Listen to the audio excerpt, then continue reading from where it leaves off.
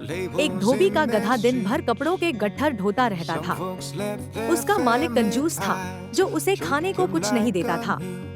रात को गधा चरने के लिए खुला छोड़ दिया जाता, पर पास में कोई चरागाह नहीं थी। भूख और काम से वह बहुत कमजोर हो गया था। एक रात उसकी मुलाकात एक गीदड़ से हुई। गीदड़ ने उसकी दुर्दशा पूछी और मदद का हाथ बढ़ाया। गीदड़ ने गधे को पास के एक सब्जियों के बाग का रास्ता दिखाया। वहाँ खीरे, ककड़ियाँ और तरह तरह की सब्जियाँ थी। गीदड़ ने एक गुप्त मार्ग बना रखा था, जहाँ से वे हर रात घुसकर पेट भरते थे। गधे ने महीनों बाद पहली बार भरपेट खाना खाया। धीरे धीरे उसका शरीर भरने लगा, बालों में चमक आ गई और चाल में मस्ती आ गई। वह अपने पुराने दिन भूल गया। एक रात खूब खाने के बाद गधा बहुत खुश था।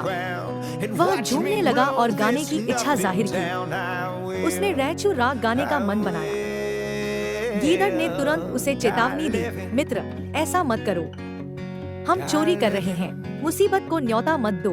पर गधे ने गीदड़ की बात को अनसुना कर दिया। गधे ने गीदड़ को जंगली और संगीत का अनाड़ी कहा।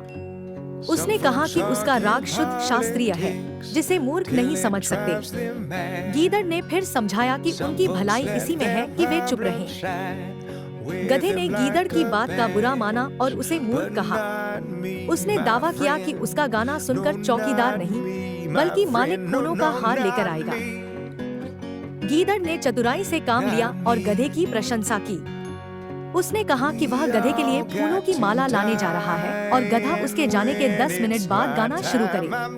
गीदड़ वहाँ से सीधा जंगल की ओर भाग गया।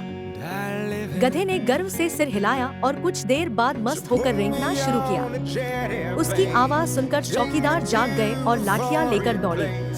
उन्होंने गधे को पकड़ लिया और उसे बुरी तरह पीटा, जिससे वह अधमरा हो गया।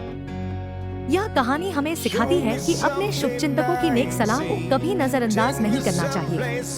अहंकार और हठ का परिणाम हमेशा बुरा होता है। क्या आप भी ऐसी गलतियां करने से बचना चाहते हैं? तो आज ही अपने जीवन में अच्छी सलाह को महत्व देना शुरू करें। इस कहानी को अपने दोस्तों और परिवार के साथ साझा करें, ताकि वे भी इस महत्वपूर्ण सीख को समझ सकें।